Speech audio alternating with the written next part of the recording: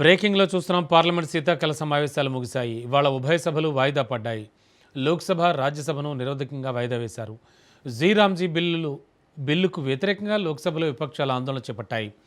ప్రశ్నోత్తరాల సమయానికి అడ్డుకునే ప్రయత్నం చేశారు. ఈ నేపథ్యంలో స్పీకర్ ఓం బిర్లా సభను నిరవధిక వాయిదా వేస్తున్నట్లు ప్రకటించారు. చివరి రోజు సభకు ప్రధాని మోడీ హాజరయ్యారు. మన్రేగా స్థానంలో కేంద్ర ప్రభుత్వం జీరామ్జీ బిల్లును తీసుకొచ్చింది. ఆ బిల్లు వ్యతిరేకిస్తూ గురువారం విపక్షాలు ఆందోళన చేపట్టాయి. బిల్లు ప్రతులను చించి నినాదాలు చేశాయి. మూజువాణి ఓటు ద్వారా రాజ్యసభలోనూ ఆ బిల్లు పాస్ అయింది.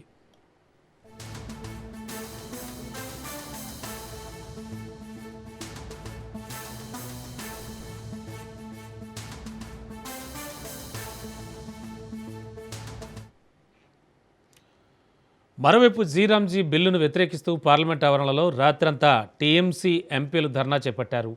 ఆ బిల్లుపై రెండు సభల్లోనూ ఎటువంటి చర్చ చేపట్టలేదని, బుల్డోస్ చేశారని టీఎంసీ ఎంపీలు ఆరోపించారు. సంవిధాన్ సదన్ గేట్ దగ్గర తృణమూల్ ఎంపీలు ధర్నా చేపట్టారు. గాంధీ, ఠాగూర్ ఫోటోలున్న బ్యానర్లు ప్రదర్శించారు.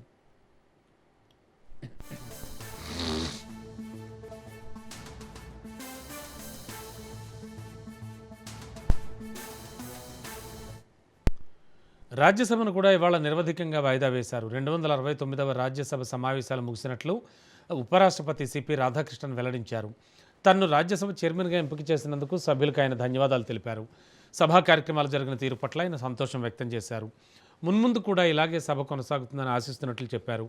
జీరో అవర్, క్వశ్చన్ అవర్ చాలా ప్రయోజనకరంగా జరిగినట్లు సిపి రాధాకృష్ణన్ తెలిపారు.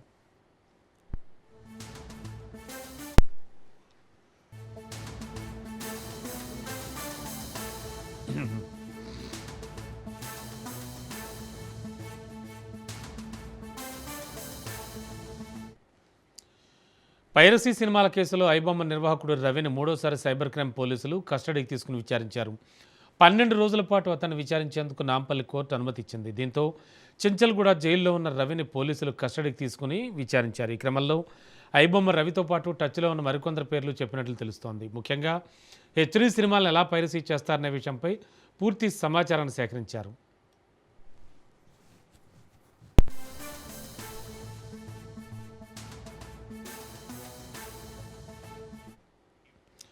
ఇక తాజాగా జరిగిన విచారణలో ప్రసాద్, ప్రహ్లాద్ అనేటువంటి ఇద్దరి పేర్లు రవి చెప్పినట్లుగా సమాచారం. ఈ కేసులో వాళ్ళు కూడా కీలకంగా ఉన్నారని తేలింది. వీరిలో ప్రసాద్ మాత్రం రవికి స్నేహితుడని తెలుస్తోంది. అయితే ప్రహ్లాద్ గురించి ఎలాంటి సమాచారం ఇవ్వలేదు. అయితే ప్రహ్లాద్ పేరుతోనే ఆధార్, పాన్ కార్డ్, డ్రైవింగ్ లైసెన్స్ను రవి తీసుకున్నాడు. కరీబియన్ దీవుల్లోని సెయింట్ కిట్స్ అండ్ నేవీస్ దేశ పౌరసత్వం కూడా ప్రహ్లాద్ పేరుతోనే ఉంది. చివరకు ఐబొమ్మ వెబ్సైట్ కూడా ప్రహ్లాద్ పేరుతోనే రిజిస్టర్ చేయించాడు. ఇక ఇదే అంశానికి సంబంధించి లేటెస్ట్ ఇన్ఫర్మేషన్ మా కరెస్పాండెంట్ పవన్ సిద్ధంగా ఉన్నారు. పవన్, ఏం జరుగుతోంది? ఐబొమ్మ రవి మొత్తానికి నోరు విప్పుతున్నాడు, చాలా కీలకమైన విషయాలు చెబుతున్నాడు అంటున్నారు. ఐబొమ్మ రవికి సంబంధించి ఈరోజు రెండోసారి కస్టడీ విచారణ కొనసాగుతుంది. ముఖ్యంగా చూస్తే 3 కేసుల్లో 12 రోజుల పాటు కస్టడీ ఇస్తూ నాంపల్లి కోర్టు ఉత్తర్వులు జారీ చేసింది. అయితే నిన్న మొదటి రోజు కూడా విచారణ కొనసాగించారు. ఈ రోజు రెండో రోజు యొక్క దీనికి సంబంధించి విచారణ కొనసాగుతుంది. అయితే ఇప్పటికే 2 సార్లు కూడా 8 రోజుల పాటు కూడా కోర్టు కస్టడీకి సంబంధించి కూడా మనం చూసాము. అయితే ప్రధానంగా చూస్తే పైరసీ లింకులు కావచ్చు, అంతేకాకుండా బెట్టింగ్ యాప్కు సంబంధించి వాటన్నిటిపైన కూడా రవిని విచారణ కొనసాగిస్తారు. మరోవైపు చూస్తే ఐబొమ్మకు సంబంధించిన వెబ్సైట్ ప్రహ్లాద్ అనే ఒక పేరు పైన కూడా ఉంది కాబట్టి దానికి సంబంధించి ప్రహ్లాద్ అంటే ఎవరో దానిపైన కూడా ప్రధానంగా విచారణ కూడా కొనసాగిస్తున్నారు. మరోవైపు చూస్తే మాత్రము ఐబొమ్మ రవి ఇప్పుడిప్పుడే కొంత సమాచారం ఇచ్చినట్టుగా మనకు తెలుస్తుంది. ఎందుకంటే మొదట మాత్రము పోలీసులకు అసలు సహకరించలేదు, తాను ఏది అడిగినా కానీ గుర్తు లేదు, మర్చిపోయానని ఒక మాటని చెప్తున్నాడు అనేది మాత్రం ప్రధానంగా మనకు తెలిసిన విషయం కనిపిస్తుంది. అయితే ఈ రోజు మాత్రం చాలా కీలకంగా విచారణ కొనసాగించనున్నారు. అయితే ఈ యొక్క ఐబొమ్మకు సంబంధించి మెయిన్ గా ఇందులో ఇంకా రవితో పాటు ఇంకా ఎవరెవరు ఉన్నారనే దానిపైన కూడా ప్రధానంగా దృష్టి కొనసాగించే అవకాశం కూడా కనిపిస్తుంది. ఓకే.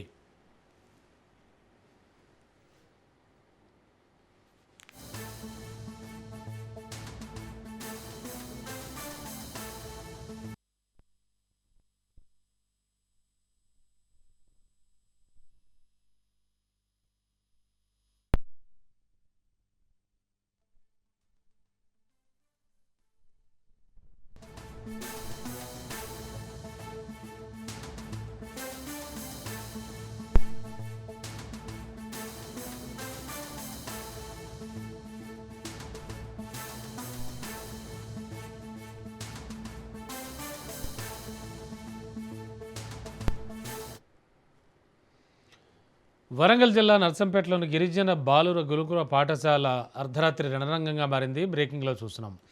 పాఠశాల విద్యార్థులకు ఇంటర్ చదువుతున్న విద్యార్థులకు మధ్య చోటు చేసుకున్న వాగ్వాదం కాస్త ఘర్షణకు దారితీసింది. ఈ క్రమంలోనే ఇంటర్ విద్యార్థులు పాఠశాల విద్యార్థులపై దాడి చేశారు. ఈ దాడిలో 9వ తరగతి చదువుతున్న దీపక్ అనే విద్యార్థికి తీవ్ర గాయాలు కావడంతో తోటి విద్యార్థులు ఆసుపత్రికి తరలించారు. అయితే రాత్రి విధుల్లో ఉండాల్సిన ఉపాధ్యాయులు, హాస్టల్ వార్డెన్ ఎవరూ లేకపోవడం ఈ ఘటనకు దారితీసినట్లు తెలుస్తోంది. తనను ఇంటర్ విద్యార్థులు అకారణంగా కొట్టారని పాఠశాల విద్యార్థులంతా ఆవేదన వ్యక్తం చేశారు.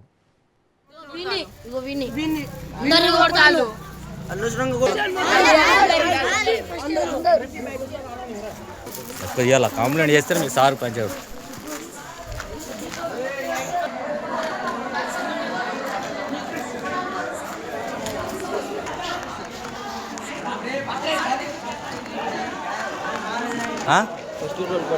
ఎందుకు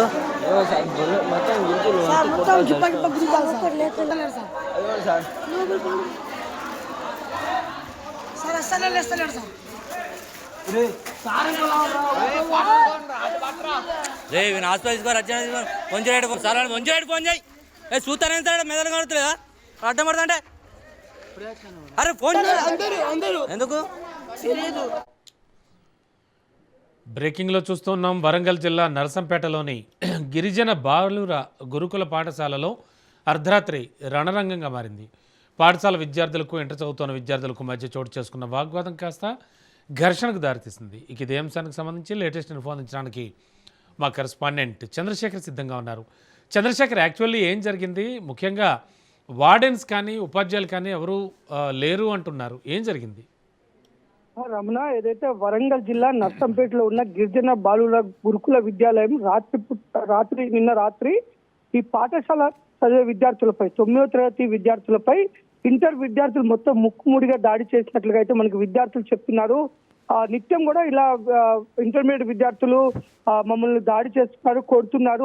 ఇటు టీచర్ల దృష్టికి తీసుకువెళ్ళినా, వార్డెన్ దృష్టికి తీసుకుపోయినా ఎలాంటి చర్యలు తీసుకోవట్లేదు. ఈ నేపథ్యంలోనే నిన్న రాత్రి కూడా దీపక్ అనే 9వ తరగతి చదువుతున్న విద్యార్థిని ఇంటర్మీడియట్ విద్యార్థులు సామూహికంగా దాడి చేయడంతో బలమైన గాయాలు తగలడం జరిగింది. ఈ నేపథ్యంలోనే విద్యార్థులు తనని మోసుకొని నర్సంపేటలోని జనరల్ హాస్పిటల్కి తరలించారు. ప్రస్తుతం అయితే చికిత్స తీస్తున్నారు.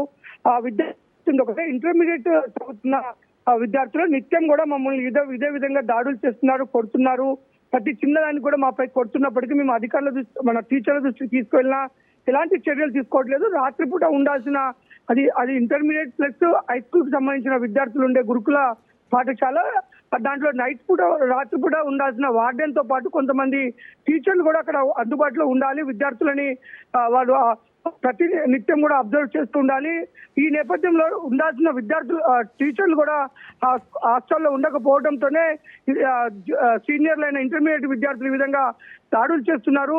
ఆ టీచర్లు ఎవరైతే ఇలాంటి రాత్రిపూట ఉండాల్సిన టీచర్లు ఉండకుండా వార్డెన్ కూడా నిర్లక్ష్యంగా ఉంటున్నారు. వీరందరిపైన చర్యలు తీసుకొని ఇలాంటి దాడులు పునరావృతం కాకుండా చూడాలని ఇటు విద్యార్థుల తల్లిదండ్రులు కూడా చెప్తున్న పరిస్థితి ఉంది. Ramana, okay, thank you Chandrasekhar.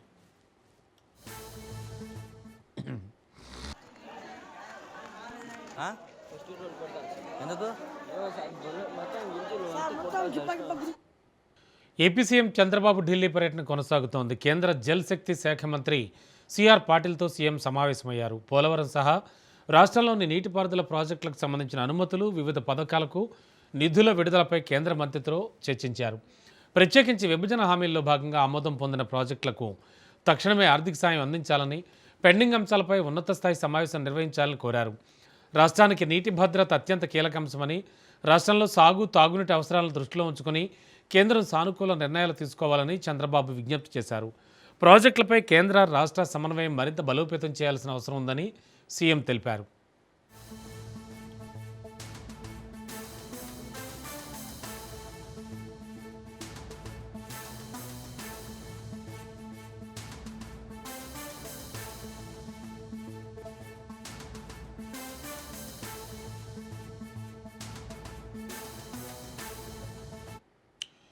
AP CM Chandrababu Delhi పర్యటనలో భాగంగా కేంద్ర జల్ శక్తి శాఖ మంత్రి సిఆర్ పాటిల్తో సమావేశమయ్యారు. పోలవరం సహా రాష్ట్రంలోని నీటిపారుదల ప్రాజెక్టులకు సంబంధించినటువంటి అనుమతులు, అలాగే వివిధ పథకాలకు నిధుల విడుదలపై కేంద్ర మంత్రితో ఆయన చర్చించారు. ప్రత్యేకించి విభజన హామీల్లో భాగంగా ఆమోదం పొందిన ప్రాజెక్టులకు తక్షణమే ఆర్థిక సాయం అందించాలని, పెండింగ్ అంశాలపై ఉన్నత స్థాయి సమావేశం నిర్వహించాలని కోరారు. రాష్ట్రానికి నీటి భద్రత అత్యంత కీలక అంశమని, రాష్ట్రంలో సాగు, తాగునీటి అవసరాలు దృష్టిలో ఉంచుకొని కేంద్రం సానుకూల నిర్ణయాలు తీసుకోవాలని చంద్రబాబు విజ్ఞప్తి చేశారు. ప్రాజెక్టులపై కేంద్ర రాష్ట్ర సమన్వయం మరింత బలోపేతం చేయాల్సిన అవసరం ఉందని సీఎం చంద్రబాబు తెలిపారు.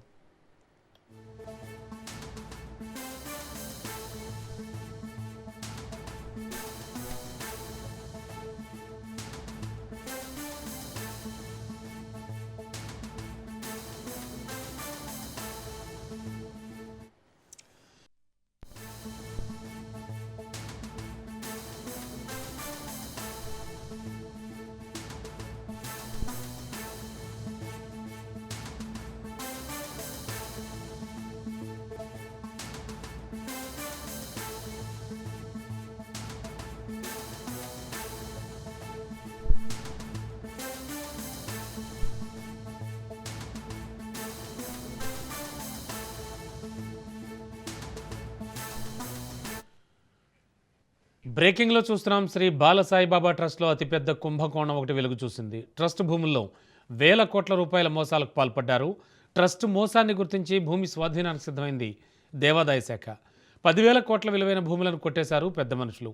కొండాపూర్లోని సర్వే నెంబర్ 105 నుంచి మొదలుపెట్టి 108 వరకు 42.3 ఎకరాలను ట్రస్ట్ కేటాయించింది అప్పుడు ప్రభుత్వం.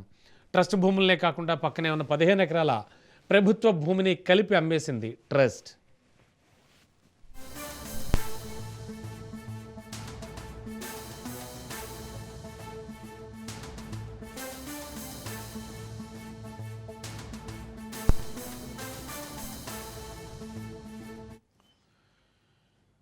ప్రభుత్వం కేటాయించిన భూమిని అమ్మకూడదని నిబంధన ఉన్న భూమిని ఎలా అమ్మేశారని దేవాదాయ శాఖ ఆరా తీసింది. దీంతో బాలసాయిబాబా ట్రస్ట్ నిర్వాహకుల భాగోతం కాస్త బట్టబయలైంది.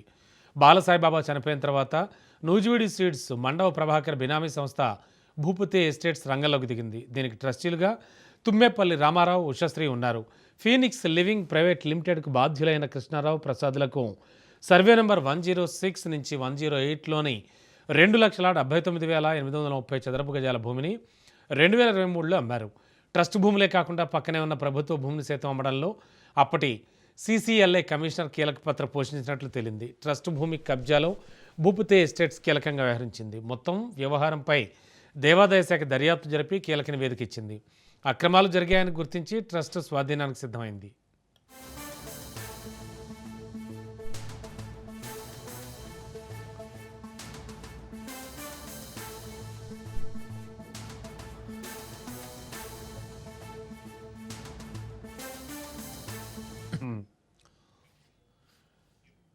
ఇక ప్రభుత్వం కేటాయించినటువంటి భూమిని అమ్మకూడదనే నిబంధన ఉన్నా కూడా భూమిని ఎలా అమ్మేశారంటూ దేవాదాయ శాఖ ఆరా తీసింది. దీంతో బాలసాయిబాబా ట్రస్ట్ నిర్వాహకుల భాగోతం కాస్త బట్టబయలైంది. అయితే 106 నుంచి మొదలుపెట్టి 108 వరకు 2,79,830 చదరపు గజాల భూమిని 2023లోనే అమ్మేశారు. అలాగే ట్రస్ట్ భూములే కాకుండా పక్కనే ఉన్న ప్రభుత్వ భూమిని సైతం అమ్మడంతో అప్పటి CCLA కమిషనర్ కీలక పాత్ర పోషించినట్లు తేలింది. ఇక ఇదే అంశానికి సంబంధించి లేటెస్ట్ ఇన్ఫర్మేషన్ మా క్రైమ్ బ్యూరో చీఫ్ మధు సిద్ధంగా ఉన్నారు. మధు, ఏమిటంటే ట్రస్ట్ భూమే కాకుండా అసలు మామూలుగా అయితే నిబంధనలు ఉంటాయి ట్రస్ట్ భూములు అమ్మకూడదు అని. మరి అవి అమ్మడమే కాకుండా పక్కనే ఉన్న ప్రభుత్వ భూమిని కూడా అమ్మేశారట. ఏమిటి వీళ్ళ ధైర్యం? వీళ్ళ వెనక ఎవరున్నారు అని తేలింది. ఏం జరగబోతోంది? పిల్లి కళ్ళు మూసుకొని పాలు తాగుతూ నన్నెవరూ చూడట్లేదు అనుకుంటుంది, కానీ చుట్టూ ఉన్నంత వారందరూ కూడా చూస్తున్నారు అనేటటువంటి విషయాన్ని మర్చిపోతుంది. ఇప్పుడు అదే జరిగిందని చెప్పాలి. కొండాపూర్లో ఉన్నటువంటి ల్యాండ్ ఏదైతే ఉందో అది శ్రీ బాలసాయిబాబా ట్రస్ట్కి సంబంధించి 42 ఎకరాలని అప్పటి గవర్నమెంట్ అయితే కేటాయించింది. ఎందుకు కేటాయించింది? ఇక్కడ ఏదైనా సరే సేవా కార్యక్రమాలు చేయడానికి మీరు ఈ స్థలాన్ని ఉపయోగించండి అనేటటువంటి నిబంధనతో, ఆదేశాలతో ఆ భూమిని అయితే కేటాయించారు. అలా కేటాయించినటువంటి ఆ భూమి ఎవరికి చెందుతుంది? బాలసాయిబాబా ట్రస్ట్కు సంబంధించి చెందుతుంది. కానీ అలా బాలసాయిబాబా ట్రస్ట్కు సంబంధించినటువంటి ఆ ట్రస్ట్ భూములు ఏవైతే ఉన్నాయో అవి ఇప్పుడు ప్రైవేట్ వ్యక్తుల పరమైతే అయిపోయాయి. ఇంకా ఇవ్వలేదు, ఇంకా మధ్యలో ఫుల్ స్టాప్ అయితే పడింది. అది ఎలా పడింది అనేది వివరాలన్నీ కూడా ఆరా తీస్తే పెద్ద పెద్ద మనుషులు, చాలా సొసైటీలో పెద్ద మనుషులుగా చలామణి అవుతున్నటువంటి వారందరి పేర్లు కూడా ఇందులో బయటకు వస్తున్నాయి. ట్రస్టీలు ఎవరైతే ఉన్నారో అంటే ఆ ట్రస్ట్కి సంబంధించినటువంటి సభ్యులు ఎవరైతే ఉంటారో, అది రామారావు కావచ్చు, లేకపోతే ఉషశ్రీ కావచ్చు, వీళ్ళు ఎవరైనా కావచ్చు. సో వాళ్ళందరూ కూడా చాప కింద నీరులాగా మొత్తం భూమినంతటినీ కూడా ప్రైవేట్ వ్యక్తులకు వెళ్ళిపోయేలాగా, లైక్ భూపతి ఎస్టేట్స్ కావచ్చు, నూజివీడు స్వీట్స్కి సంబంధించినటువంటి వాళ్ళకు వెళ్ళిపోయేలాగా పక్కా ప్లాన్ అయితే చేశారు.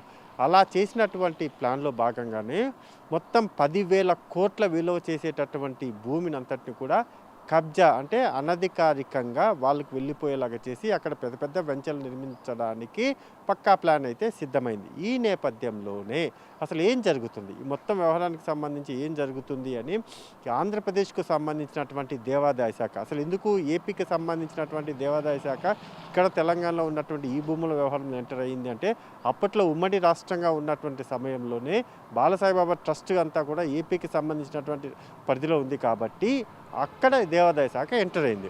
ఏపీ దేవాదాయ శాఖ ఎంటర్ అయ్యి మొత్తం వివరాలన్నీ కూడా ఆరా తీసి ట్రస్ట్కు సంబంధించినటువంటి భూముల్లో మొత్తం అంతా కూడా కబ్జాకు ప్లాన్ చేశారు, కబ్జాను చేసేశారు అనేటటువంటి నివేదికను కోర్టుకైతే సమర్పించారు. అలా సమర్పించడంతో పాటు ఇకపైన ట్రస్ట్ బాధ్యతలంతటినీ కూడా మేమే నిర్వహించబోతున్నాము అనేటటువంటి కీలకమైనటువంటి నివేదికను కూడా, పిటిషన్ కూడా కోర్టులో అయితే 2 days బ్యాక్ వాళ్ళు సమర్పించడం జరిగింది. ఇదంతా జరుగుతూ ఉంటే మరి యాక్షన్ తీసుకోవాల్సినటువంటి తెలంగాణ గవర్నమెంట్ ఎందుకని రంగంలోకి దిగడం లేదు?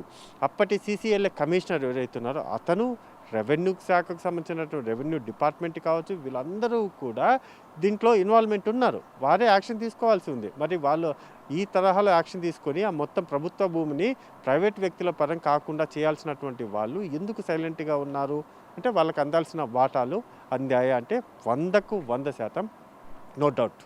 ఎందుకంటే 10,000 కోట్ల విలువ చేసేటటువంటి భూములు ట్రస్ట్కి సంబంధించి 42 ఎకరాలు ఉంది, అదంతా ఓకే, వాటిని కబ్జా ప్రయత్నం చేశారు. అవే కాకుండా అదే సర్వే నెంబర్ పెడుతూ కొన్ని కీలకమైనటువంటి డాక్యుమెంట్లను మారుస్తూ కూడా పక్కనే ఉన్నటువంటి 15 ఎకరాలు ఏవైతే ఉన్నాయో ఆ 15 ఎకరాలను కూడా కబ్జా చేయడానికి ప్లాన్ చేశారు. అసలు అది ఎలా వచ్చింది? ఉన్నదే 42, మళ్ళీ 15 ఎకరాలు ఎక్స్ట్రా రావడం ఏంటి? ఇవన్నీ కూడా ఆరాధిస్తే ఏమైంది? దొంగ సర్వే నెంబర్లు పెట్టి పక్కనే ఉన్నటువంటి గవర్నమెంట్ ల్యాండ్ కూడా కబ్జా చేసేటటువంటి ప్రయత్నం. అలా కబ్జా చేసే ప్రయత్నంలో భాగంగానే సక్సెస్ అయ్యారు. సక్సెస్ అయిపోయి ఇంకెవ్వరు మమ్మల్ని పట్టించుకోరు, ఇంకెవ్వరు దీన్ని వెంట పడరు అనుకొని కావాల్సినటువంటి మొత్తం ఫినిక్స్ రంగంలోకి దింపారు. అక్కడ బిల్డింగ్లు లేపడానికి ప్రయత్నాలన్నీ కూడా మొదలుపెట్టారు, బోర్డులు పెట్టుకున్నారు, అన్నీ కూడా చకచక జరిగిపోయాయి. కానీ ఇప్పుడు మొత్తం వ్యవహారం అంతా కూడా బయటపడింది. అలా బయటపడితేనే ఇంత పెద్ద భారీ కుంభకోణం అయితే ఇప్పుడు వెలుగులోకి వచ్చినటువంటి నేపథ్యంలోనే ఎవరు దీనికి అసలైనటువంటి కారకులు, ఎవరు దీనికి అసలైనటువంటి బాధ్యులు అనేది ఇప్పుడు ఆరాధిస్తే మాత్రం ఖచ్చితంగా ట్రస్టీలుగా ఉన్నటువంటి వారు ఎప్పుడైతే బాలసాయిబాబా చనిపోయారో, చనిపోయిన తరువాత రంగంలోకి దిగారు. రంగంలోకి దిగి మొత్తం వ్యవహారంలో ప్రైవేట్ వ్యక్తులకు భూములు వెళ్ళిపోయారు. అంటే గవర్నమెంట్కి సంబంధించినటువంటి ల్యాండ్ అది ట్రస్ట్కి రావడం, ట్రస్ట్ నుంచి మళ్ళీ ప్రైవేట్ వ్యక్తులకు రావడం, ట్రస్ట్కు భూములు ఇచ్చేటటువంటి సమయం ఏదైతే ఉందో అందులో చాలా కీలకమైనటువంటి రూల్స్ అండ్ రెగ్యులేషన్స్ ఉన్నాయి. మీరు ఏదైనా సరే ఈ భూమిలో కార్యకలాపాలు, ట్రస్ట్కి సంబంధించినటువంటి కార్యకలాపాలు నిర్వహించడానికి ఇక్కడ ఎటువంటి అభ్యంతరం లేదు అనేది నెంబర్ 1 అయితే. నెంబర్ 2, ఈ భూములను మీకు కేటాయించినటువంటి భూములు ఏవైతే ఉన్నాయో ఆ భూములను అమ్మకూడదు. ఇది చాలా కీలకం. అమ్మకూడదు అనేటటువంటి పదాన్ని అక్కడ మెన్షన్ అయితే చేయడం జరిగింది. ఒకవేళ మీరు అమ్మే ప్రయత్నం చేసినా, ఒకవేళ అమ్మినా సరే ఆ భూములను తిరిగి మళ్ళీ గవర్నమెంట్ స్వాధీనం చేసుకుంటుంది అనేటటువంటి నిబంధనతో అప్పట్లో ఈ భూమిని అంతటిని కూడా కేటాయించారు. అది ఎంత? 42 ఎకరాలు. కేటాయించినటువంటి ఆ భూమి ఆ నిబంధన ఉన్నా సరే అమ్మేశారు. అసలు జీపీఏ చేయడానికి ట్రస్టీలకు ఏమాత్రం కూడా అధికారం లేదు. అధికారం లేనటువంటి ఆ ట్రస్టీలు ఏ విధంగా జీపీఏ చేయడానికి ప్రయత్నం చేశారు? మరి ఇప్పుడు ఆ జీపీఏ చేశారు కదా, అది క్యాన్సిల్ చేస్తారా? ఏపీ దేవాదాయ శాఖ ఇందులో కీలకమైనటువంటి పాత్ర. వాళ్ళు ఎంటర్ అవ్వాలి, చేసుకున్నటువంటి జీపీఏ ఏదైతే ఉంటుందో దాన్ని అంతటిని కూడా క్యాన్సిల్ చేయాలి. అలా క్యాన్సిల్ చేసినప్పుడే పూర్తి స్థాయిలో బాలసాయిబాబా ట్రస్ట్కి సంబంధించినటువంటి భూములు కాపాడినట్టు అవుతుంది. అలా కాకుండా ఇప్పుడు ఏదైతే కోర్టుకు, తెలంగాణ హైకోర్టుకు ఇచ్చినటువంటి నివేదిక ఏదైతే ఉందో ఆ పిటిషన్లో చాలా స్పష్టంగా కూడా వాళ్ళు కూడా చెప్పారు, ఇకపైన మేము ఎంటర్ అవ్వబోతున్నామని. ఎంటర్ అవ్వడం ఓకే, వెళ్ళండి కూడా, అది శుభపరిణామమే, అందులో ఎటువంటి డౌట్ లేదు. కానీ కొన్ని లక్షల మంది భక్తుల మనోభావాలకు సంబంధించినటువంటి వ్యవహారం ఇది. బాలసాయిబాబాకు సంబంధించినటువంటి భక్తులందరికీ కూడా వాళ్ళందరికీ ఇన్వాల్వ్మెంట్ ఇందులో ఉంది. ప్రతి ఒక్కరికి ఇందులో ఇన్వాల్వ్మెంట్ ఉంది. ఇన్వాల్వ్మెంట్ మీన్స్ ఆయన ఒక ట్రస్టీ ఏర్పాటు చేశారు. ఆ ట్రస్ట్ ఎందుకు ఏర్పాటు చేశారు? భక్తుల కోసం, పేద ప్రజల కోసం ఏర్పాటు చేసినటువంటి ట్రస్ట్ అది. అటువంటి ట్రస్ట్ ఇప్పుడు ప్రైవేటు వ్యక్తులు పెద్ద పెద్ద వెంచర్లు అక్కడ వేసేసి దాన్ని కోట్లాది రూపాయల రూపంలో బిల్డింగ్లు అమ్మేయాలనుకుంటున్నారు. కాబట్టి ఇకపైన బాలసాయిబాబా భక్తులు ఎవరైతే ఉన్నారో వాళ్ళు కూడా రంగంలోకి దిగబోవాలి. ఖచ్చితంగా వాళ్ళు కూడా ఎంటర్ అవ్వాలి. ఇందులో ఇలా ట్రస్ట్కు సంబంధించినటువంటి భూములను ట్రస్టీలు ఎలా అమ్ముతారు, అండ్ మోర్ ఓవర్ భక్తులకు సంబంధించినటువంటి వ్యవహారాల్లో ప్రైవేట్ వ్యక్తులు వచ్చేసి ఏ విధంగా కూడా ఇక్కడ నిర్మాణాలు చేపడతారు అనేది కూడా ఇప్పుడు బయటికి రావాల్సినటువంటి విషయం. And more over Bhupathi estates కావచ్చు, లేకపోతే ఫినిక్స్ కావచ్చు, నూజివీడు సీడ్స్ కావచ్చు, వీళ్ళందరూ కూడా ఏ విధంగా ఈ కుంభకోణానికి పాల్పడ్డారు అనేది కూడా ఇప్పుడు బయటికి రావాలి. ఓకే, కర్నూలు నుంచి కూడా మధు కొంత రిపోర్ట్తో సిద్ధంగా ఉన్నాడు. మధు, ఏం జరుగుతోంది? బాలసాయిబాబా ట్రస్ట్ భూముల వివాదం నడుస్తోంది అండ్ ప్రైవేట్ వ్యక్తులకు ధారాదత్తం చేశారు అంటున్నారు. ఏం జరిగింది మధు? కర్నూలుకు చెందిన ఆధ్యాత్మిక గురువు భగవాన్ శ్రీ బాలసాయిబాబా ఇప్పుడు వార్తల్లో నిలిచారని చెప్పవచ్చు. ఏదైతే ఆయన ట్రస్ట్ కు సంబంధించి ఆ ట్రస్ట్ లో పూర్తి వివాదాలు నెలకొన్న పరిస్థితి అయితే నెలకొంది. ట్రస్ట్ చాలా వరకు ప్రభుత్వం నుంచి పొందిన భూమిని ఇతరులకు విక్రయించి మోసాలకు పాల్పడిందని చెప్పే ఆరోపణలు కూడా వినిపిస్తున్న పరిస్థితి అయితే నెలకొంది. బాలసాయిబాబాకు సంబంధించిన హైదరాబాద్ లో చెందిన 42 ఎకరాల భూమిని అప్పట్లో ప్రభుత్వం బాలసాయిబాబు కేటాయించడం కూడా జరిగింది. అయితే ఆ భూమి పక్కనే ఉన్న 15 ఎకరాలను కూడా తన ట్రస్ట్ కు సంబంధించిన వ్యక్తులు కబ్జా చేయడం కూడా జరిగింది. దాన్ని విక్రయించడం కూడా జరిగింది. దీనికి కోర్టు కేసులలో కూడా వివాదాలు తలెత్తిన పరిస్థితి అయితే ఉంది. అదే విధంగా బాలసాయిబాబా గతంలో ఎన్ని సేవా కార్యక్రమాలు చేశారో అదే విధంగా అంతే వివాదాలకు కూడా కేర్ ఆఫ్ అడ్రస్ గా మారడం కూడా జరిగింది. కర్నూలుకు సంబంధించి సేవలు ఒక వైపు ఉంచితే అటు బాలసాయిబాబా బతికున్న సమయంలోనే పూర్తిగా అతను ఫోర్జరీ కేసుల్లో కూడా ఉండడం కూడా జరిగింది. చెక్ బౌన్స్ కేసుల్లో కూడా నిలవడం కూడా జరిగింది. అయితే ఈ చెక్ బౌన్స్ కేసులు ఇవన్నీ భక్తుల నుంచి కావాలని చేసిన ఆయన ప్రతిష్టను భంగం కలిగించేందుకు చేసినట్టువే అని చెప్పేసి మరొక వాదన కూడా లేకపోలేదు. అయితే మొత్తం మీద ఇటు కర్నూలులో అటు హైదరాబాద్ వివాదాస్పదంగా మారడం కూడా జరిగింది. దీనికి సంబంధించి కోర్టు కేసులో కూడా వివాదాలు నడుస్తున్న పరిస్థితి అయితే నెలకొంది. దీనికి సంబంధించి ఎవరైతే పెద్ద మనుషులు ఉన్నారో వారు పూర్తిగా ఈ ట్రస్ట్ సేవా కార్యక్రమాలపై దృష్టి పెట్టకుండా ఈ ట్రస్ట్ ద్వారా అక్రమార్జనకే దృష్టి పెట్టినట్లు కూడా తెలుస్తా ఉంది. కేసులు కూడా కోర్టు పరిధిలో ఉన్న పరిస్థితి అయితే ఉంది. అయితే మొత్తం మీద ఇదే విషయం కాదు, గతంలో కూడా 6,70,00,000లకు సంబంధించి బాలసాయిబాబా హైదరాబాద్ లోనే డబ్బు పట్టుబడడం కూడా జరిగింది. ఆ డబ్బు కూడా కర్ణాటకలో ఒక భూమి కొనేందుకు కూడా తీసుకెళ్తున్నామని చెప్పిన పరిస్థితి అయితే ఉంది. అయితే అప్పట్లో ఆ కేసు పూర్తి సంచలనంగా మారడం కూడా జరిగింది. అంత డబ్బు ఒక వెహికల్లో బాలసాయిబాబా ఎందుకు తీసుకొని వెళ్తున్నారు, ఐటీ వాళ్ళు కూడా ఆ డబ్బును స్వాధీనం చేసుకుని విచారణ చేయడం కూడా జరిగింది. అయితే బాలసాయిబాబాకు సంబంధించిన ట్రస్ట్ వివాదాలు పూర్తిగా వివాదాస్పదంగా మారాయి. ఈ ట్రస్ట్ లో ఉండే ఎవరైతే మెంబర్స్ ఉన్నారో వారు ఈ మోసాలకు పాల్పడుతున్నారని చెప్పేసి పెద్ద ఎత్తున విమర్శలు వెల్లువెత్తుతున్నాయి. Okay, thank you Madhu.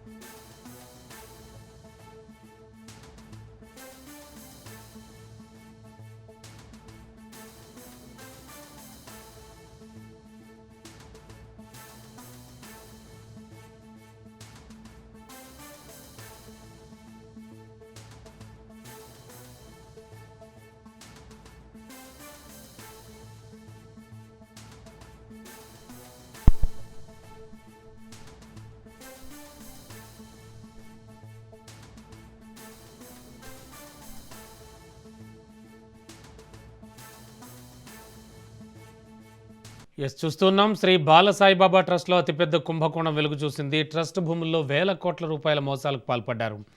Trust మోసాన్ని గుర్తించి భూమి స్వాధీనానికి సిద్ధమైంది దేవాదాయ శాఖ. 10,000 కోట్ల విలువైన భూములు కొట్టేశారు పెద్ద మనుషులు. ఇక ఇదే అంశానికి సంబంధించి లేటెస్ట్ ఇన్ఫో అందించడానికి మా correspondent Madhu, crime bureau chief సిద్ధంగా ఉన్నారు. మధు, యాక్చువల్లీ భగవాన్ బాలసాయిబాబా ఇష్యూస్ మొదటి నుంచి కూడా వివాదాలే, మళ్ళీ ఇది కూడా అలాంటి వివాదాల లిస్టులో ఒకటిగా చూడొచ్చా? దీనికి సంబంధించి ప్రభుత్వం ఏమైనా ఇన్వాల్వ్ అయ్యి సొల్యూషన్ తీసుకువెళ్తుందా? ఎలా చూడాలి? అంటే బాలసాయిబాబా చనిపోయిన తర్వాత తెర మీదకి వచ్చినటువంటి వ్యవహారాలు, తెర మీద కంటే ఎవరికి తెలియదు, కానీ తెర వెనుక మొత్తం అంతా కూడా కథ అంతా కూడా నడిచింది. ఏదైతే కొండాపూర్లో ఉన్నటువంటి మొత్తం 42 ఎకరాలు ప్లస్ కబ్జా చేసినటువంటి 15 ఎకరాలు, ఈ 2 సర్వే నెంబర్లు అంతా కూడా అఫీషియల్గా కొంత, అన్అఫీషియల్గా కొంత, మొత్తం అంతా కూడా కబ్జా చేయడానికి 42 ఎకరాలు 15 ఎకరాలు, ఈ 2 సర్వే నెంబర్లు ఏవైతే ఉన్నాయో వీటిల్లో ఉన్నటువంటి భూములంతటిని కూడా కబ్జా చేసి పడేశారు. ఇక కబ్జా చేసి పడేయడం అంటే ఇండైరెక్ట్గా వేరే వాళ్ళకి ఇవ్వడము. అఫీషియల్గా చూసుకుంటే మాత్రం వీళ్ళకు ప్రభుత్వం ఇచ్చింది, ప్రభుత్వం ఇచ్చిన దాన్ని అఫీషియల్ అంటారు. వీళ్ళు ఎందుకు కబ్జా అనేటటువంటి పదాన్ని మనం వాడుతున్నామంటే వేరే వాళ్లకు దారాదత్తం చేయడానికి స్కెచ్ అయితే వేశారు. అలా వేసినటువంటి స్కెచ్ ఏదైతే ఉందో ఆ స్కెచ్లోనే 42 ఎకరాలు గోవింద, 15 ఎకరాలు హాంఫర్ట్. సో 2 మొత్తం అంతా కూడా ఈ భూములంతటినీ కూడా 10,000 కోట్ల రూపాయల విలువ చేస్తాయి ఇవి. అలా విలువ చేసేటటువంటి ఈ భూముల పైన వీళ్ళ కన్ను పడిన తర్వాత ఫినిక్స్ ఎంటర్ అయింది. ఫినిక్స్ కంపెనీకి సంబంధించి రియల్ ఎస్టేట్ కంపెనీ మనకు గుర్తుంది. సో వాళ్ళు కూడా ఎంటర్ అయ్యారు. ఇప్పుడు కోర్టులో కూడా మొత్తం వ్యవహారం అంతా కూడా నడుస్తుంది. అలా నడుస్తున్నా సరే వీళ్ళు ఎంటర్ అవ్వడంతో ఇంకా ఏపీ దేవాదాయ శాఖ కీలకంగా వ్యవహరించి ఇందులో ప్రభుత్వానికి అంటే ట్రస్ట్కు సంబంధించినటువంటి భూములు ఏవైతే ఉన్నాయో ఆ భూములు కబ్జాకు గురయ్యాయి అనేటటువంటి విషయంతో పాటు ఇకపైన ట్రస్ట్కి సంబంధించినటువంటి భూముల వ్యవహారంలో మేము కూడా ఎంటర్ అవుతాము అనేటటువంటి నివేదికను కోర్టుకు సమర్పించింది. వన్స్ అది సమర్పించిన తర్వాత ఇంకా ఫర్దర్గా ఎప్పుడు యాక్షన్లోకి దిగబోతున్నారు. ఇప్పటికే నేను కర్నూలుకు సంబంధించినటువంటి దేవాదాయ శాఖ అసిస్టెంట్ కమిషనర్తో కూడా మాట్లాడాను. ఆయన కూడా ఖచ్చితంగా డెఫినెట్గా మేమైతే స్వాధీనం చేసుకోబోతున్నాం, దానికంటూ కూడా లీగల్గా కొంత ప్రాసెస్ ఉంది, ఆల్రెడీ మేము ఇన్వాల్వ్ అయ్యాము, ఇందులోకి ఎంటర్ అయ్యాము, పూర్తిగా ఇన్వాల్వ్ అవ్వడానికి మరికొంత సమయం పడుతుంది అనేటటువంటి విషయాన్ని అయితే అక్కడ ఉన్నటువంటి దేవాదాయ శాఖ అసిస్టెంట్ కమిషనర్ అయితే చెప్పాడు. అంటే కమింగ్ డేస్ ఆల్రెడీ ఇప్పటికీ స్వాధీనంలోకి వెళ్ళిపోయినప్పటికీ ఇంకా పూర్తి స్థాయి బాధ్యతలు ఏవైతే ఉన్నాయో ఆ బాధ్యతలను అతి త్వరలోనే తీసుకోబోతున్నారు దేవాదాయ శాఖ. రమణ.